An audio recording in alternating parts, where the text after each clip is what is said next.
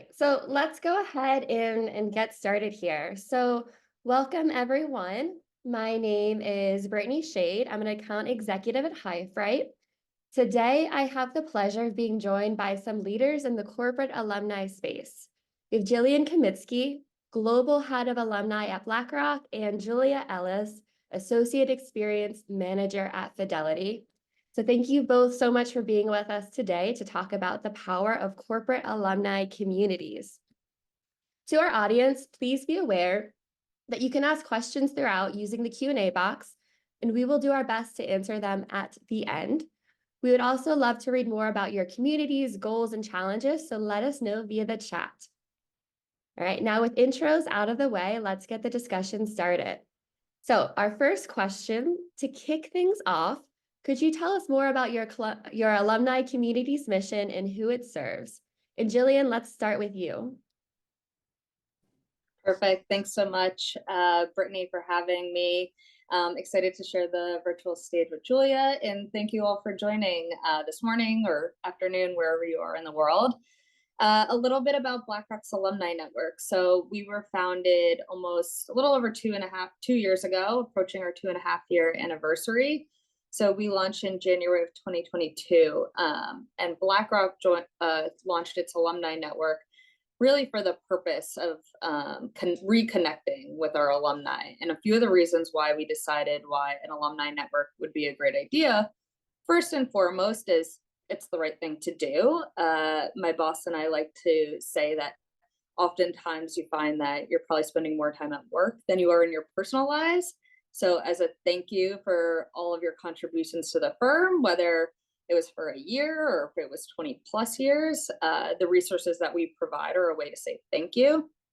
Some of the other reasons why we decided to start an alumni program are a lot of our clients are current alumni, or they could be potential clients, so that business development opportunity. The second reason is from a talent perspective, and I know there's probably a lot of folks on here in the HR space. So a lot of times it's a focus on rehiring. So I know a lot of people probably on the line are familiar with the term boomerang employees. So someone who worked at the firm, left, and then came back. We've made a distinction that period of time where you are gone is 150 days at least. So we do have a focus on bringing boomerangs back to the firm. We have over 400 at the firm globally today, 75 of which rejoined in 2022 and over 55 rejoined in 2023.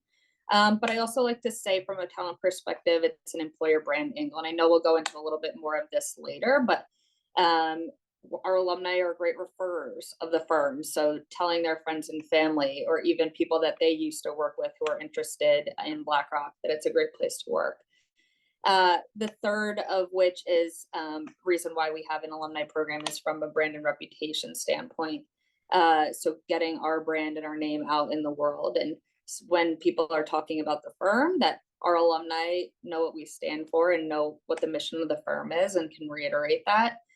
So that's a little bit about the why. And I know part of your question was like who it serves. So we have a global alumni program that is not restrictive to a certain location. And it also is fully inclusive. And I could go a little more into this later, but fully inclusive of all of our alumni who have worked at the firm. And that includes former contingent workers as well as former interns, as well as also firms that we have acquired.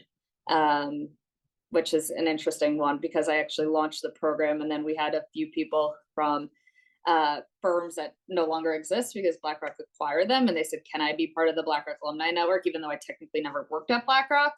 And that was something that our leadership signed off on, which is really special. So it's a little bit of a high-level overview of BlackRock's alumni program.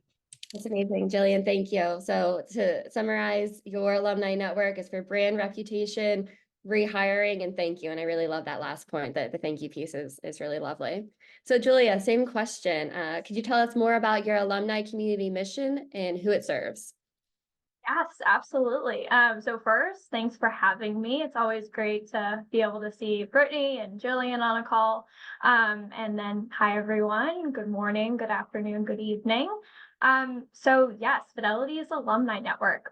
Whereas Jillian has this like wealth of experience and they have so much time with their alumni network, Fidelity is pretty new to the alumni game, which is a really exciting place to be in. So hopefully I'll be able to kind of like paint some color, especially for participants on the call who maybe are thinking about starting an alumni community or are about to launch an alumni community. That is definitely kind of the place that we're in.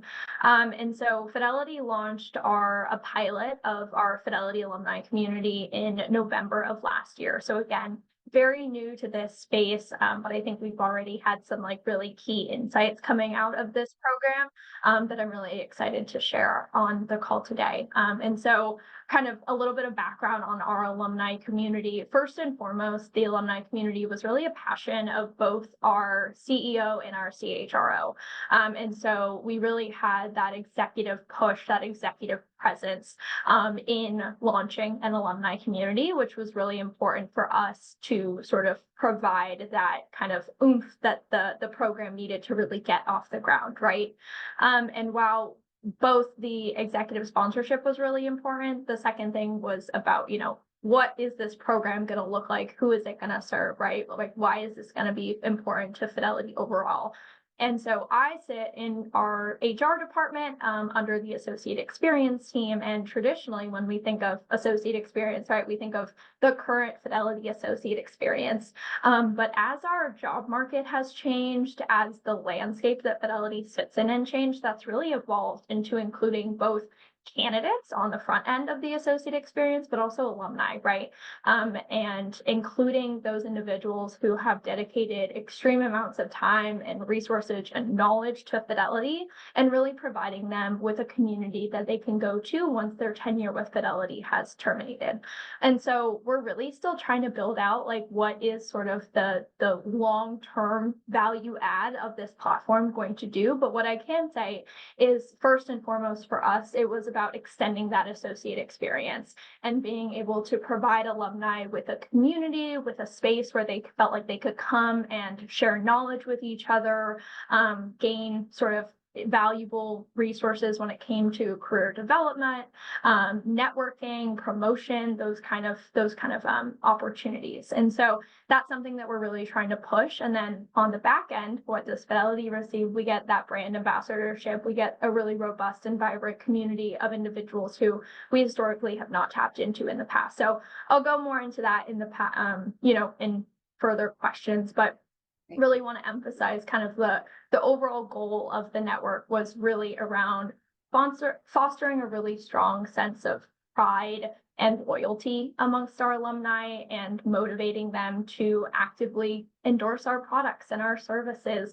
and our values, both to their personal and professional networks. And we believe by creating this alumni network and providing it to alumni, we can really harness their brand ambassadorship and influence and create a value for our Fidelity associates in the future. So sort of a little touch on the background of our community. I love that, Julia. And I love thinking about the employee experience from candidate to current employee to alumni. I think that's a really key, vital lens here. So Julia, this next question will be for you. To get started here, what are the key questions you need to ask before starting an alumni community? Since your alumni community is a little newer, this one might be a little bit fresher for you to get started. So yeah, happy to answer. So I kind of touched on both of these in my last question, but just to sort of underscore them a little bit further. So the first question that we really needed to ask ourselves from Fidelity, and I think probably every enterprise, higher education institution, whatever, needs to ask themselves when thinking about launching an alumni community is like, what do we want to get out of this alumni community, right? There is so many different communities out there. There are so many opportunities for individuals to join activities, communities, et cetera, that sort of meet their needs and goals. So we had to be really clear about like, what was Fidelity going to service alumni with, and what were the alumni going to service back to us? And the second question being, which kind of follows the first, is that then what does executive sponsorship for this program look like?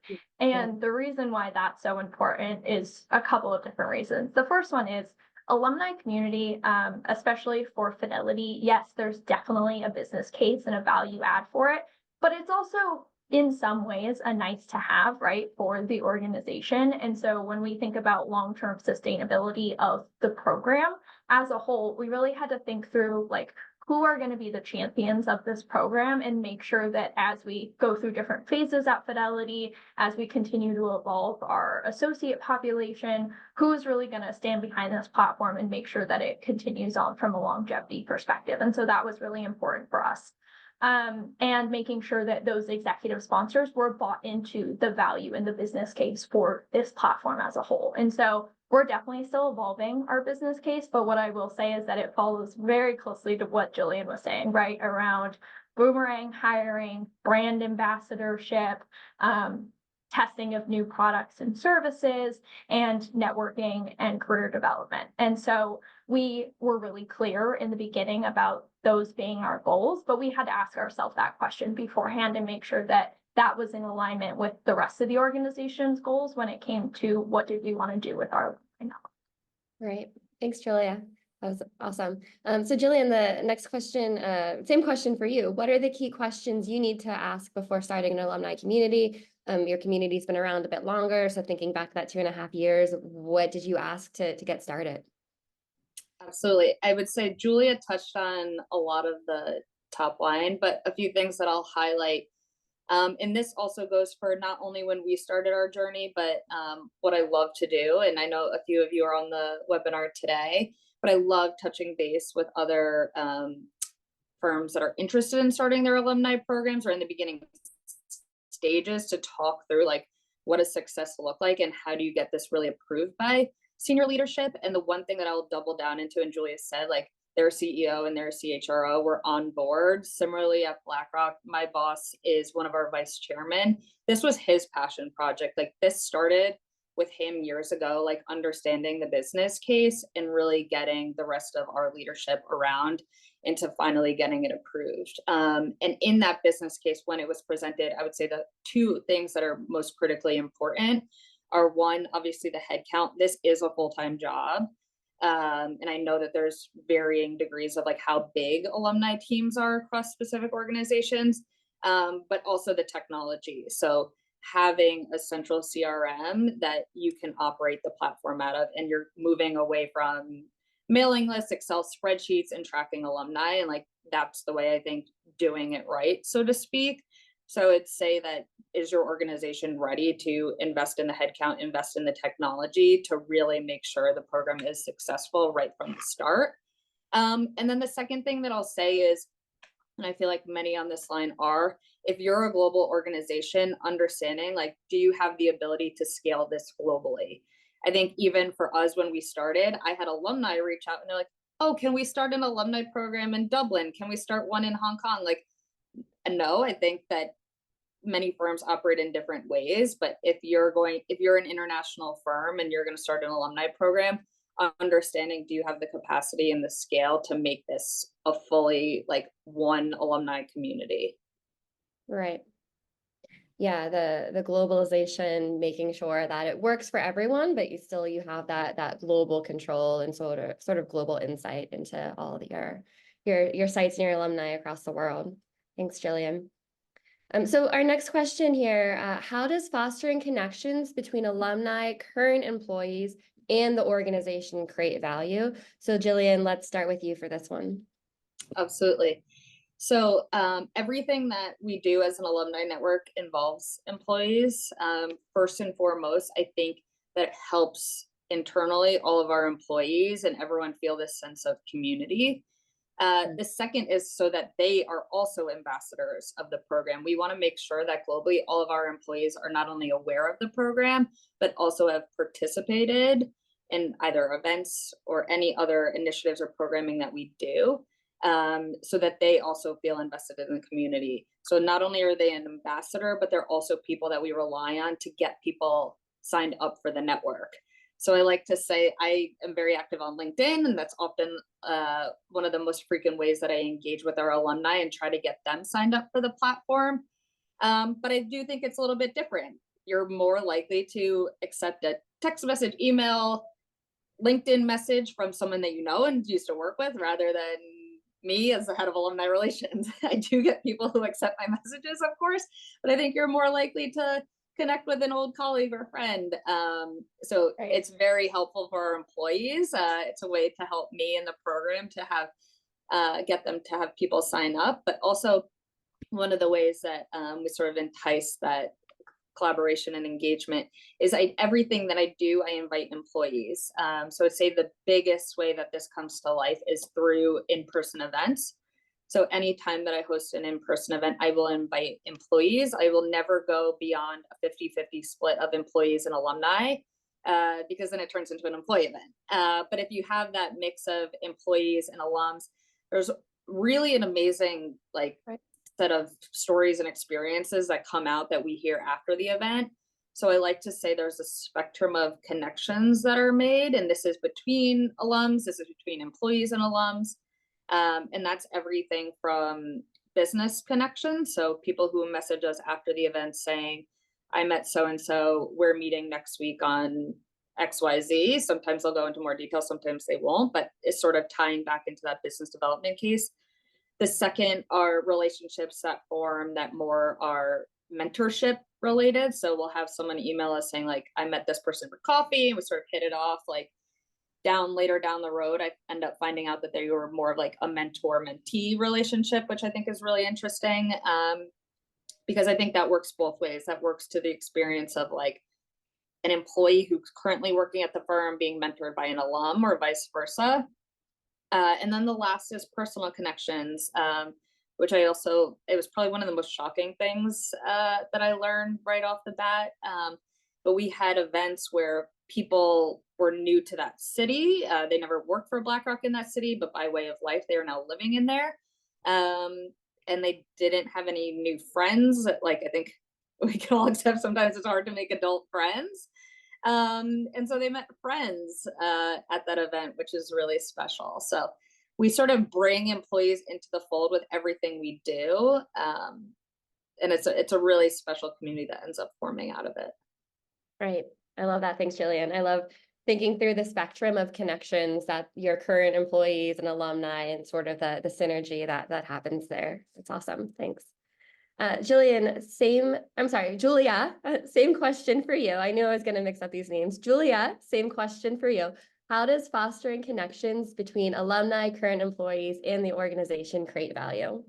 Yeah, absolutely. And I'm honestly really impressed that you got to the third question without mixing up our names, because I'm honestly confused at this point.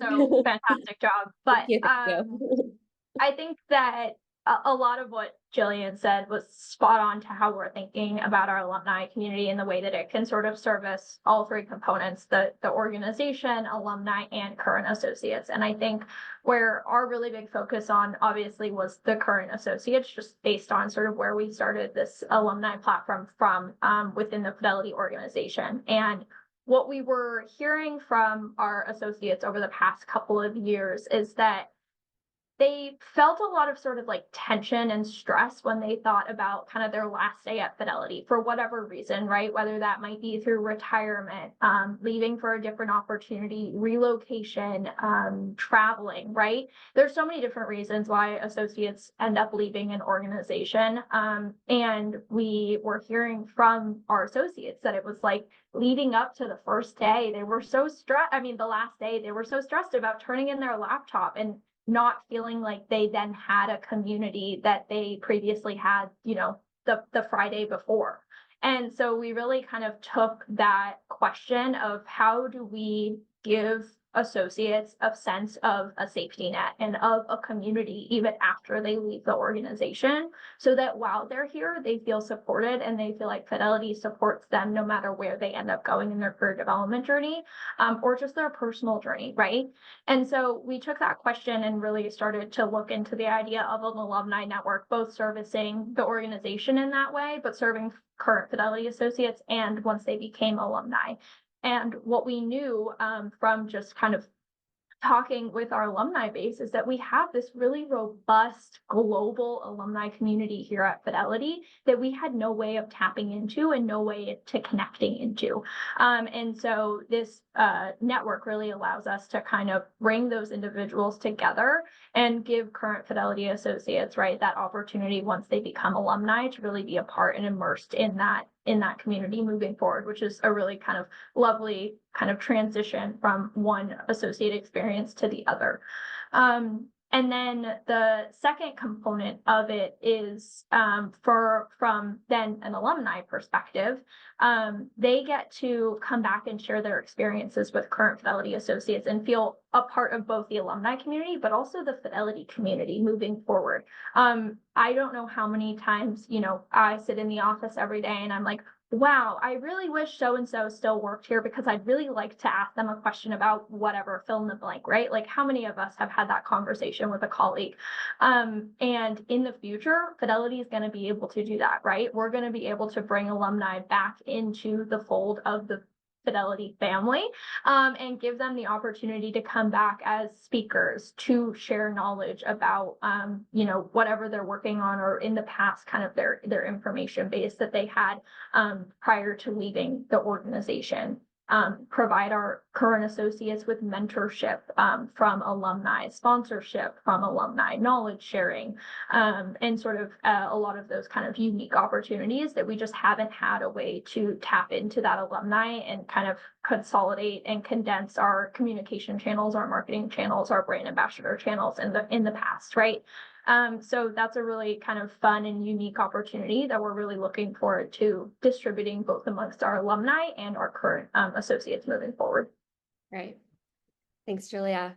Yeah, it sounds like in both of these instances, the connection between your current staff and alumni, that's really special. That's sort of where the magic might happen in these communities.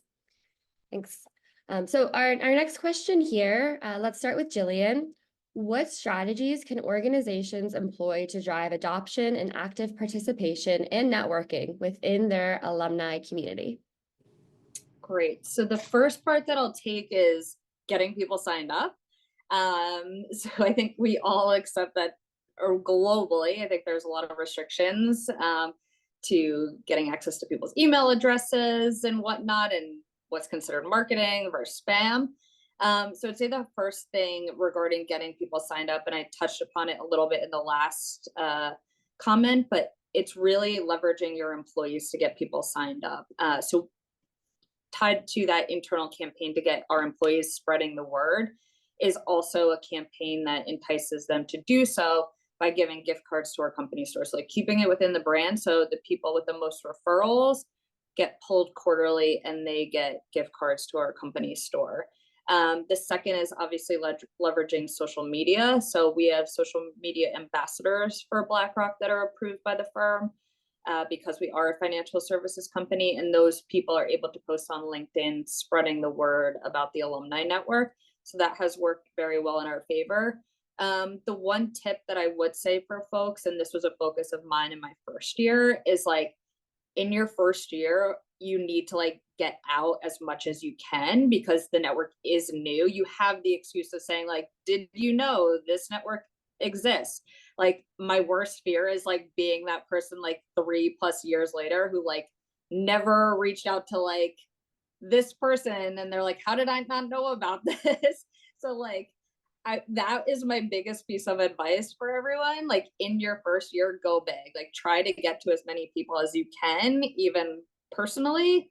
And that's something that I like to do too. Even when I see that like someone started to sign up and it's a name that I know or come across on LinkedIn, I will email them and say like, hey, I saw on LinkedIn you have a new job. Congrats on your new job. Like, and we encourage you to finish your sign up for the network. Like we'd love to have you. We have an upcoming event.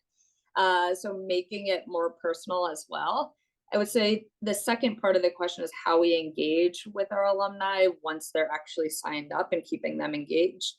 Is first, I said our events are really special to us. My focus is to get really everywhere around the globe where we have major presence by the end of this year. So as many in-person events as possible. it really works. It drives attendance in terms of signups and attendance in person, because if you give people enough advance notice to sort of spread the word, those people who are not signed up are going to sign up, and it gets people excited about the upcoming event. And then what we do post event is really encourage people to like keep those connections, because there's not that many days in a year. Like, it's not often that in certain parts of the world that we're going to get there Right. once a year. It might be every other year. So we encourage them to stay connected, to leverage the directory within the portal to make connections. There's a chat capability as well, but to really make sure that we're staying in touch. And internally, what I'm doing is really working with our country management teams and our local offices to figure out, like, are there events that you currently have within your office that might be for employees, might be for clients, that we could invite select alumni to participate in as well. We did this recently in our New York office. We had a group who was organizing a fireside chat with a Duke professor. It was something that was already being offered to our employees. And I said, can we invite BlackRock alumni who also went to Duke? It's a unique community, but we had over 100 in the tri-state area that we ended up inviting to come into our office for this fireside chat. So it wasn't anything that obviously cost me money from an alumni network perspective. It was something that was already existing, but really making sure that across the firm that we're encouraging to people where it makes sense to like invite alumni as well. Right. So it sounds like just always staying on top of mind internally, and then externally, just getting out there, doing a little bit of a world tour. Thanks. So, Julia, same question for you. What strategies can organizations employ to drive adoption, active participation, and networking within their alumni community? Absolutely. So this is where I'm going to play the we're still in a pilot phase card a little bit, because this is definitely the space that we are testing and learning the most. But what I will say, and what I love that Jillian just touched on, was the idea of kind of integrating the alumni into existing business processes or projects or events, etc. And that's something that we're really trying to focus on in this space, is how can we kind of take alumni as this new population, but sort of embed them in existing events, etc., that Fidelity is already doing. And so that alumni sort of feels like an extension of our current associate experience process and not sort of a separate kind of one-off activity that we're doing, and kind of leveraging all of the work that we're already doing from a Fidelity perspective in that way for alumni. And so we've been doing that, and part of that is just testing and learning a lot of different ways of communicating with alumni. So we've done monthly newsletters, we're doing posts on our platform, email campaigns, surveys, qualitative studies, really to just try to get under what do alumni want to see coming out of this platform, and how are we making sure, we know what the goals for the platform are, but what are the ways that alumni want to see those goals actually come to life, and how can we make sure that they feel included in the process of actually kind of creating and crafting and standing this program up from the ground up. And so two things that we've already heard from our alumni in the sort of very short amount of time that we've been able to kind of parse through the data that we're getting back from them is being really mindful about the types of communications that we're giving to them, right? So alumni have been very clear to us that they don't want an alumni community just to feel like LinkedIn, right? And not just sort of another social media channel, but how are we being really kind of conscious and cognizant about the types of communications that we're sending out there, and being really purposeful in the value add of the different events, opportunities, et cetera, that we're providing to alumni. And so that's something that we're really starting to think through, is those unique opportunities, sort of that exclusivity that comes with a new community that isn't just another social media channel. And then the second one that we've really also been focusing on is how do we create and distribute those kind of unique opportunities, events, communications, et cetera, without burning out the team that is actually sending out that information. So I know Jillian and I are both very small parties of one over here when it comes to alumni networks. And so trying to think through, how do you sort of create net new types of information and content without having it be a super heavy lift on the side of resourcing from an administrative perspective. So really working again with the existing projects that are already going on for our Fidelity within the HR space to be able to leverage those work streams and provide them to alumni in a unique way that they historically would not have gotten without kind of signing up for the community. So we're going to continue to push on that and kind of work through what does the long-term sustainability of that look like. But that's something that we've been really purposeful about, is just making sure that anything that we put out there can be easily duplicated and that can touch kind of the most amount of alumni in the kind of shortest amount of lift. Right. And that point, I think, transitions into our next question. Julia, we'll continue with you. Is what role does content creation and what role does content creation and sharing play in keeping the alumni community vibrant and valuable?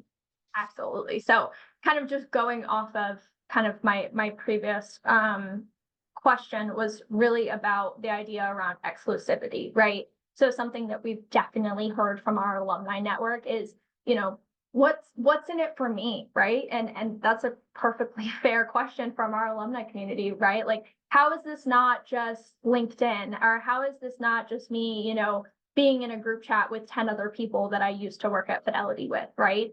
And where we really see that differentiator is around the idea of exclusivity. But what I will say is that we also have to balance that with the idea that we are a very risk-averse financial institution, right? And sometimes exclusivity is hard to come by when it comes to, the different content or events that we can put out there for alumni.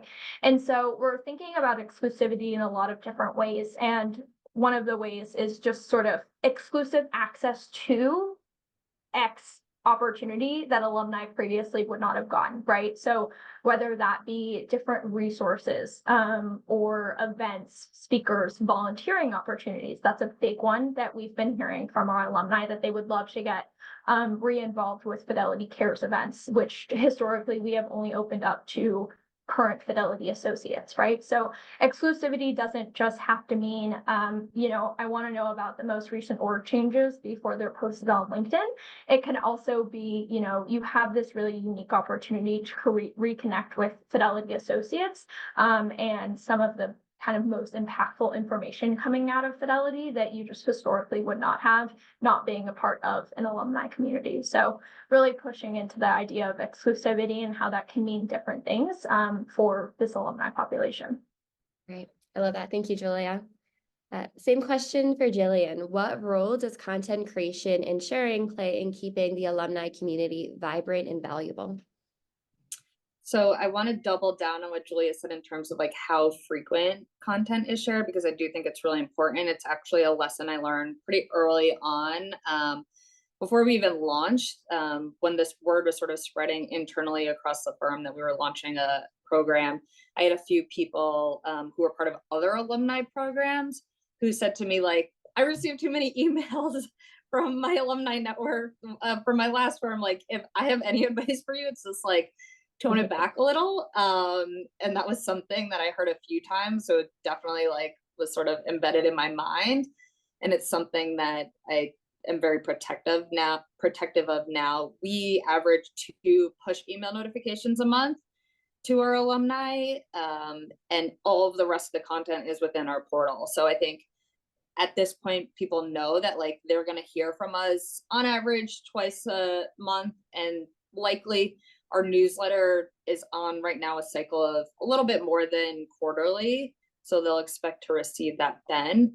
But some of the highlights of like what we're sharing, and this was another point of feedback that I heard early on, is like people want the hot topics, like the who's who, who's coming in, who's leaving, who had this new job at a new firm. And that really comes to life in a few ways. And I know a lot of firms do this, but our newsletter section, the first section of every newsletter is like the alumni on the move and in the news. So it's really me going through LinkedIn and the web to see who's changed job, who was featured and received this award, or they were featured in a podcast.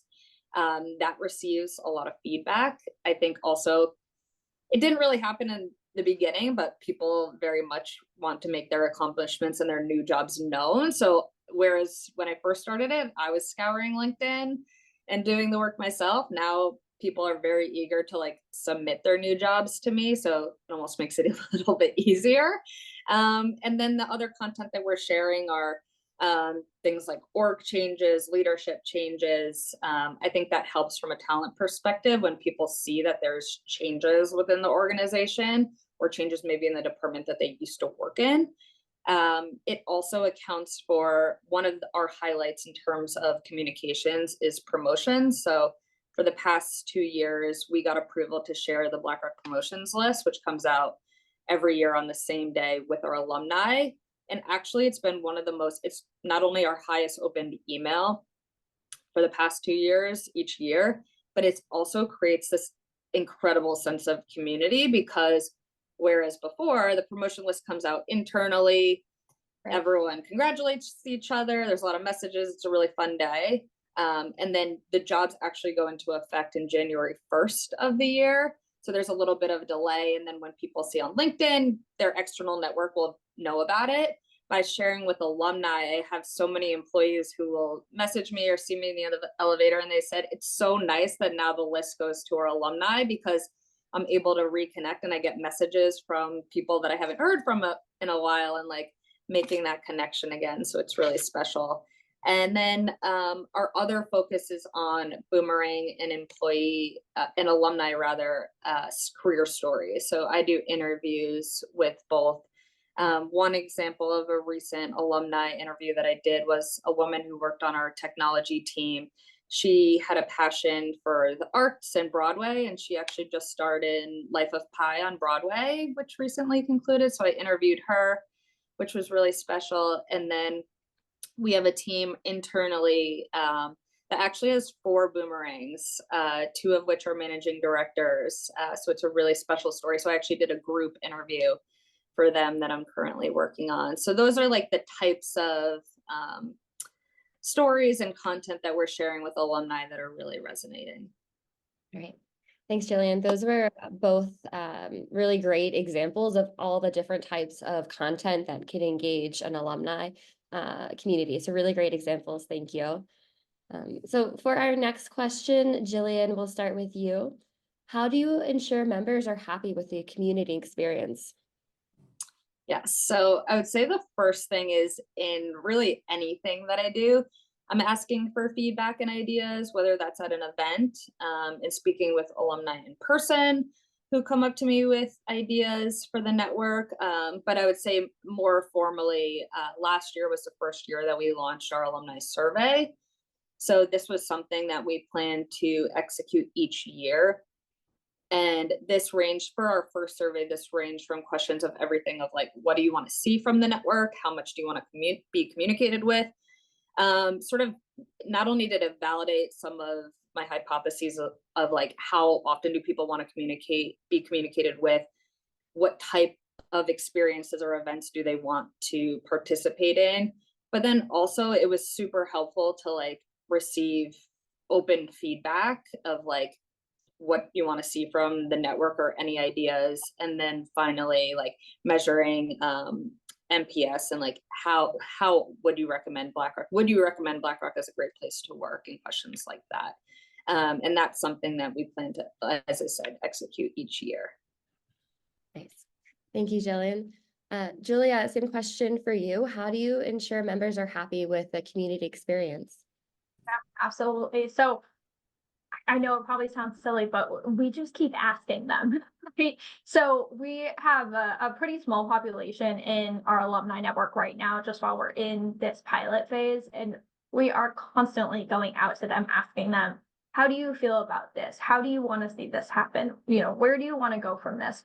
And I think that if you do have a population of alumni that historically are very invested in your organization while they were there, they are so more than happy to provide you with insight in how they want to see the alumni network evolve, right? Like we have found that our Fidelity alumni population has been so excited for the idea of this platform and so eager for a community of other Fidelity alumni that they have been over the moon to provide us with insights into what they want to see and how they want to see it, and feedback when we do eventually kind of give them what they're asking for. And so we've kind of compiled that information in a couple of different ways. We've done a couple of platform surveys, which have been really great to give us sort of the high level of how associates or alumni are feeling about the platform. But we've also done a really deep dive qualitative study with some of our alumni and really sat down with them and had long conversations about not just their experience as a Fidelity alumni, but what was their experience at Fidelity like, right? And so we can kind of start to understand the different personas that are going to be in our platform moving forward, and kind of be able to draw the thread between an experience at Fidelity and someone's experience with the alumni network and what they're going to want to see out of that moving forward, right? Because the experience of a associate that was maybe with the organization for 3 years and then went on to another organization for whatever reason is probably going to be really different than the experience that a Fidelity lifer has gone through, right? And wants to see now that they're in retirement and part of this community. And so we're trying to kind of balance all of those different personas and ask along the way. Right. So feedback, always asking, always being open. And I think another really interesting piece for any community is how it changes over time, right? Communities grow and change and scale, and taking into that feedback, your community is always probably sort of iterating on itself. Thanks all. Next question here. So Julia, let's start with you. What strategies do you use to measure the ROI of your alumni community programs? Absolutely. So what we've been doing through this pilot phase is really focusing on account activation. And I know Jillian touched on this a few questions ago, but for an alumni community, that's really step one, right? It's just getting people signed up. If they're not signed up, they can't be a part of the community, and you can't provide them with services, and then you can't get feedback on those services, right? It's sort of a domino effect. And so that's been the biggest thing for us, is just how do we get people to sign up? How do we get them to activate their account? And what is sort of the kind of onboarding experience, if you will, of alumni once they get onto the platform, and how are they feeling about that? And so account activation has definitely been our biggest one up until this point. I mean, moving forward, right, we're going to have a lot of different things that we're going to be testing. We'll be looking at talent referrals. We'll be looking at brand sentiment, whether we test that through NPS scores or voting on Glassdoor, like whatever that might be, right? There's a lot of different opportunities there. Event attendance, our retirement population and sort of their feelings around retirement and community, et cetera. So we have a lot of different sort of, I would say, data points that we'll be looking into. But I think step one is just account activation before we can even deep dive into any of those kind of further analysis down the road. Right. Thanks, Julia. Jillian, same questions. How are you measuring ROI for your community programs? Yes, and Julia actually commented on a few of like those touch points of like brand recognition, boomerang employee numbers, things like that. And we're bringing that all together. In my first year, we did quarterly measurement reports that went out internally. Now I'm doing sort of a mid-year and a year-end view of that. And that really goes to like as many people as I can possibly spam internally. Everyone from our CEO and his leadership team to all of HR to nearly anyone who's an employee who sort of touches the program in some way, if they attended an event or if they helped me with an event. So that's a distribution list now of a few thousand. And I think it also helps me, as I previously mentioned, in terms of like engagement with the network and support for the network. So those measurement reports are definitely a mix of like quant and qual. So like the number obviously of alums signed up, where they are in the world, what firms they've come from, event metrics. So how many people are attending our events, but it's also like what I say, like sort of the light and fun stuff is the pictures from the events that people really love. It's the quotes from attendees who email me after the event. It's quotes from boomerangs who return back to the firm because we send them personalized emails from my boss, who's the vice chairman and sponsor of the program, welcoming them back to BlackRock. So there's a mix in there, but those reports really resonate within the firm and sort of help our case. Great. Thanks, Jillian. I think something I love about alumni communities is the balance between the warm and fuzzies and the feel good moments, and then the really sort of actionable rehires and boomerangs and brand stuff. So I love that balance. Thanks all. So we are at our last question, and just a reminder for our audience is you can ask any questions you have in the chat. So our last predefined question before we get into the audience questions here is a fun one, and Jillian, we'll start with you. So tell us about your proudest moment or biggest achievement so far in your alumni community. Yes, bringing it full circle, I think I clearly beat the drum that I love events. But I would say one of our proudest moments is last June. We hosted our biggest event so far with over 400 people in New York in our new office. And our CEO, president, and my boss all spoke at that event. And that was something that it really came full circle, like the support of senior leadership, bringing so many people into our new office to showcase like how far we've come and showcase the space, but also bringing such a large group together was definitely an accomplishment for the program. Thanks, Jillian. That's awesome. And Julia, tell us about your proudest moment so far for your corporate alumni community. Yeah, absolutely. I'm cheating a little bit because I kind of have two, but they'll be quick. The kind of tangible one is since launching, we've had about a 40% activation rate of our alumni community, which is amazing. And our goal initially was around 20% of people that we sent invitations to. So 40% is almost doubling that, which is fantastic. And then the second one is sort of just really quickly around kind of the warm and fuzzies that you both were talking about. On the platform, like day 2, we had someone posting about, I'm so excited that Fidelity is finally launching a alumni community. And then we had someone comment under their post being like, oh my goodness, so-and-so, I haven't talked to you in 15 years. I would love to catch up. Like, let's grab coffee.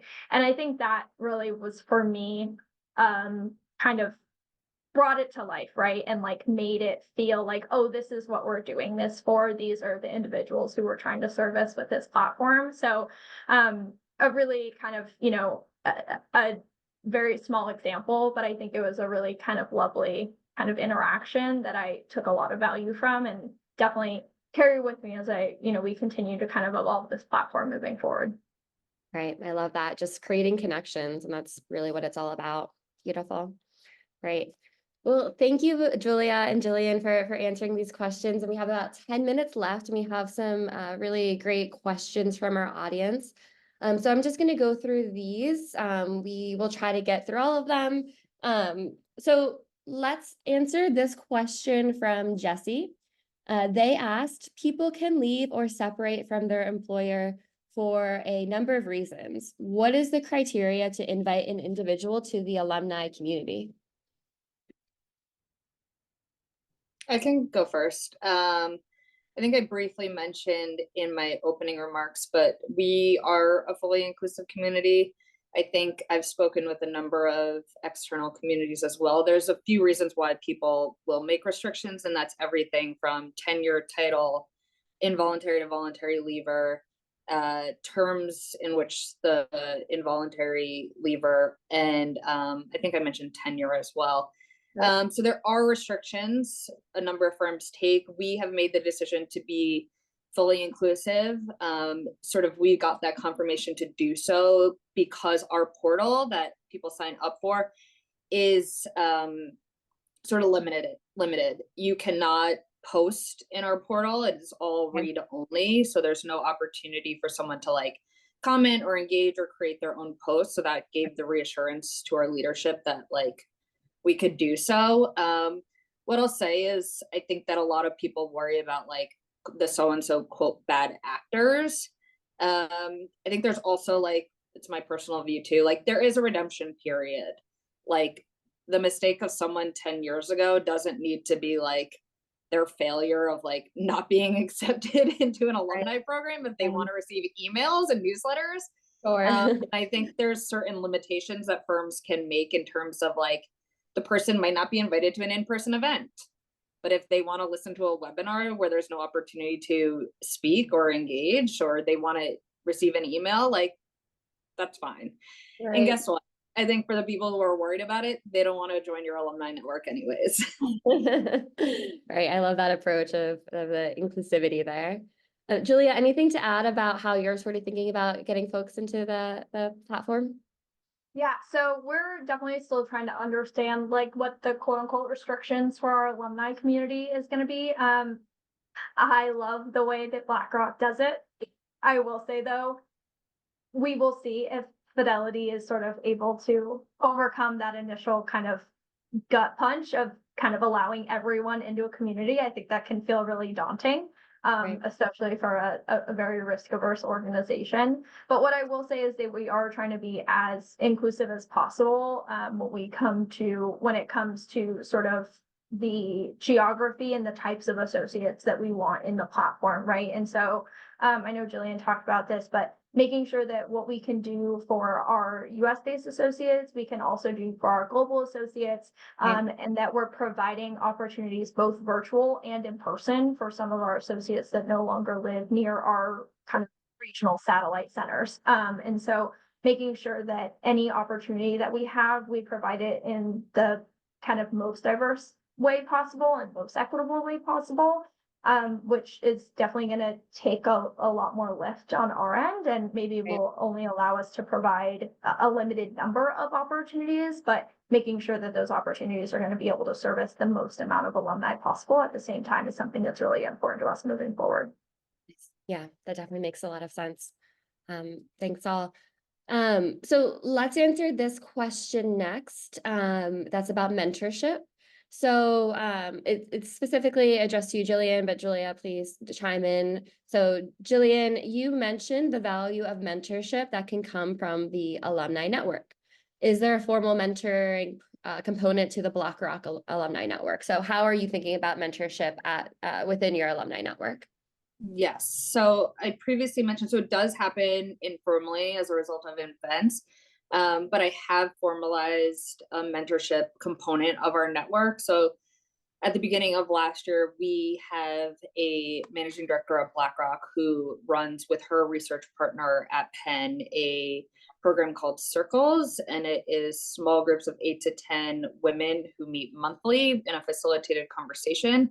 That was launched internally at BlackRock for senior women. That was something that, with her help, I launched for alumni last year. So we just did a pilot for the year with two what we called alumni circles, and that was two groups, 8 to 10 women, with the added component, like I said, everything I do and I include employees.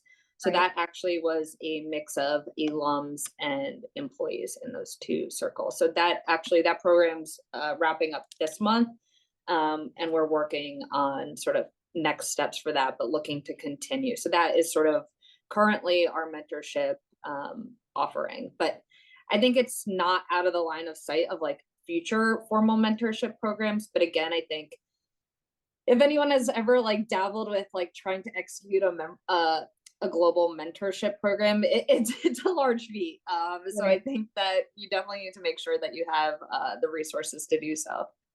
Right. Yeah, I love the small group women-centric mentorship circles that's bringing in current staff as well as alumni. I think that sounds like a really sort of great, impactful way to at least sort of start. Julia, anything from your side or thoughts about mentorship programs at Fidelity? I know you're not there yet, but in the future. Yeah, so it's definitely something that's on our roadmap. And I think it's one of the things that we heard most frequently from current Fidelity associates about the alumni network, right? And I love the way that Jillian and BlackRock are thinking about it in the sense of bringing current associates into the fold of that program. Because I think, yes, providing alumni with mentorship is a really unique opportunity, but that is not an easy way, but such a significant way to provide value back to your current associates if you are able to provide them with the mentorship of alumni moving forward. So it's something that's definitely on our roadmap. To Jillian's point, I run a couple mentorship programs internally at Fidelity. It's not an easy feat, and it's something that you have to really kind of put a lot of effort into and make sure there's a really strong desire for it, especially if you are going to rely on alumni, current associates to be the ones to really push it forward. So we definitely heard from alumni that they're interested in participating in something like that. We just got to make sure that we have like the right resources and direction behind it before we would feel comfortable launching. Right, for sure. It can be a lot of work, but also highly impactful for sure. Absolutely. Yeah, so we have 4 minutes left. Let's answer this question in like sort of a bullet point way. It's kind of a big question, but I think could help some folks on the call. It's sort of asked in two different ways here. So what would be your first steps to build an alumni program? And if there's any resources, training programs that have helped you in your sort of starting these communities. So how do you start in 3 bullets? Julie, do you want to go first since you just did it? I mean, I would reiterate everything I think we said is like, you need to build the business case internally. And from my perspective, that's senior leadership, full-time headcount, and having the technology. Those are my bullets. That was great. Absolutely. Awesome. The only thing I would add is, I mean, I guess not add, but really emphasize is you need to have a why behind why you're doing an alumni network, because I think it's easy to fall into an idea around like, oh, it's just a community that we're standing up. It's a resourcing process. It is very much but it can be a really strong value add to the organization. So just being super, super clear about what your why is and how everything that you're doing when it comes to events, resources, activities for alumni, how they're going back to sort of the initial goal of the platform and servicing your organization in that way. Right. I love that. What is the why of this? Why are we doing it? Very important.